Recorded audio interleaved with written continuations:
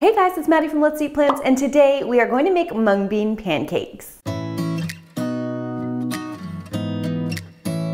So in last week's video where I did those TikTok wrap hacks, I showed this savory mung bean pancake, and a lot of you were asking how I make that, so that's what I want to share with you guys today. So I actually originally got this idea from the company Just, who makes the Just egg products. I'm not sure if you guys are familiar with those, but essentially it is an egg replica. And it's a really cool product, and I looked up their ingredients and they use mung beans to make their egg replica. So I don't think their product uses actual split mung beans. I think they use like mung bean isolate or something like that. But it did give me the idea to start looking into what we could do with mung beans or split mung beans to make some kind of an egg replica. So after a little bit of Google research, I realized that this is actually not a new concept. People have been doing this for years. It is very common in Indian cooking as well as in Korean cooking. Both of those cuisines already had recipes using mung beans to make a mung bean pancake. So I just started tweaking the recipes a little bit and trying to make them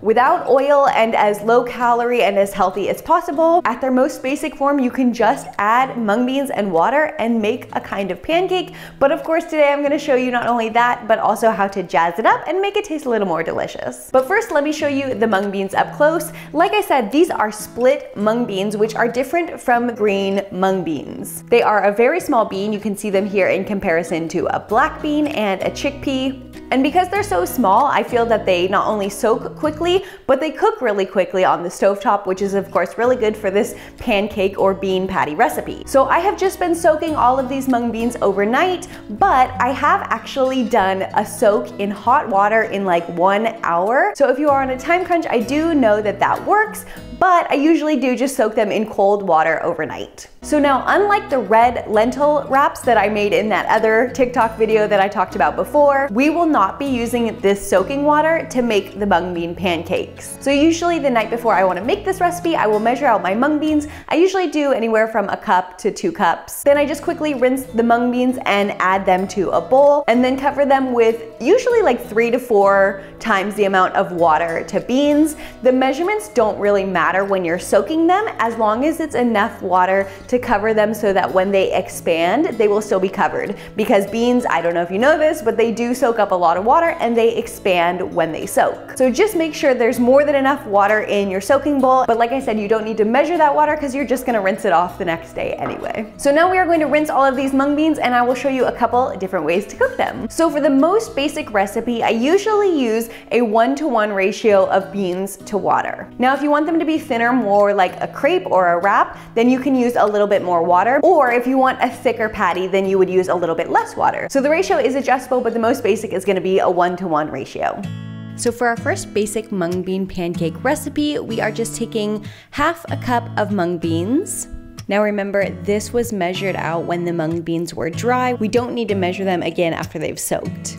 And to that, we are adding a half a cup of water. Add everything into a high-speed blender, and then choose some seasonings. So turmeric is optional, it just gives a little bit of color. Onion powder and garlic powder are my usual go-to seasonings. And this is our black salt, which is also known as kala namak. And I think I've mentioned it in videos before. This is what is used for our egg flavor. So I'm just doing about a half a teaspoon each of garlic and onion powder, as well as a pinch of turmeric for color, half a teaspoon of black salt, and a pinch of pepper. And we're just gonna blend that for about 30 seconds until it's smooth. And then in our pan that has been heated on medium-high heat, we are just going to add some of our pancake mixture. Now you can either leave it thick like this, or you can take the back of a spoon and kind of spread it out if you do want it a little bit thinner. That is totally up to you. I like it both ways. It honestly doesn't make that much of a difference. I did just want to show you the different ways you can cook it. And once it's ready, it will easily come off the pan, and there you have your first pancake. And now, of course, you can add anything you like. I really like these pancakes with this everything bagel seasoning. So I don't like to put it in the blender because obviously then things will get pureed. I just add it into the batter after it's been blended. And then of course, the same process. You can either leave it thick or spread it out. Let it cook for a couple minutes on the first side. Flip it, and then you're gonna wanna also cook it for a couple minutes on the second side.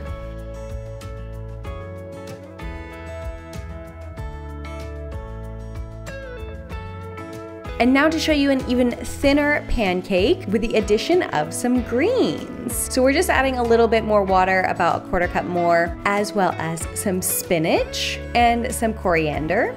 And then again, just blitz that in the blender and you will get this nice, beautiful, vibrant green color. I just love these. And again, you can leave it thick or spread it out with a spoon. Cook it a few minutes on each side.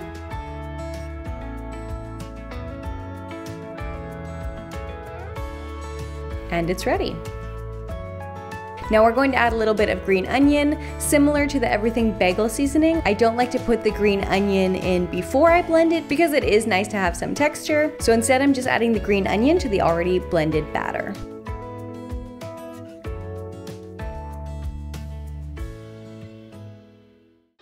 And now to show you what that thicker pancake would look like with a little bit less water. I just used the same basic seasoning, garlic powder, onion powder, a little bit of black salt. And this time I'm not going to spread it out with the spoon as much. I'm going to leave it in a thicker shape. I've even seen recipes where you can add some baking powder to this to really get them fluffy. I personally like them just plain as is, and if I want a thicker pancake, I'll just use a little bit less water instead.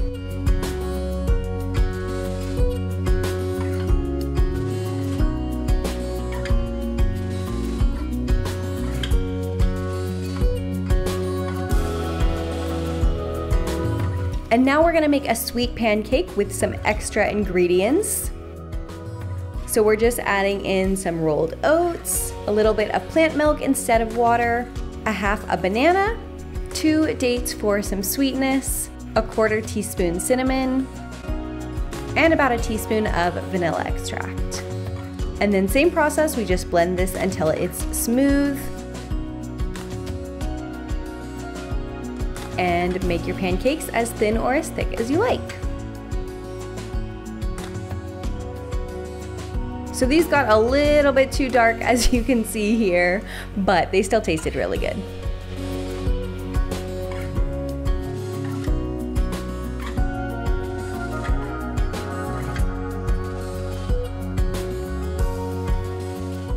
And now, as I mentioned, you can be as creative as you want. So in this next recipe, I'm going to add a little bit of tofu, and the tofu kind of softens the pancake. So if you like a softer interior, then adding tofu is a good way to go. You can totally experiment at home with these. You can add some ground flax, you can add some chia, you can add some tapioca starch. Different additions will give you different kinds of textures, so feel free to just play around with it. But the tofu is something that I've tried before, so I just wanted to show you this example as well.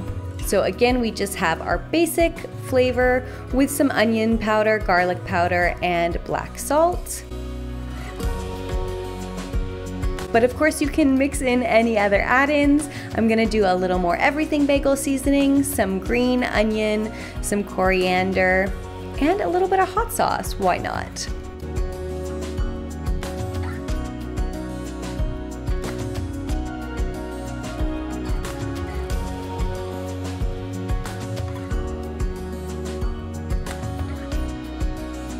And then for this last batch, I even added a little bit of kimchi juice, which is why the batter turned a bit of a red color and also why it's a little bit thinner.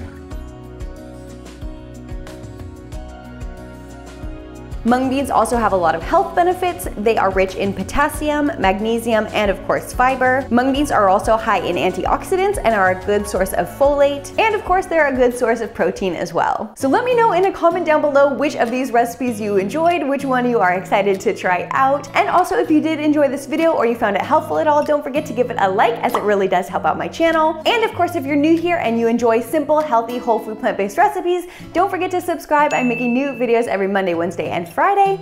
And with that, let's eat plants, and I will see you guys next time.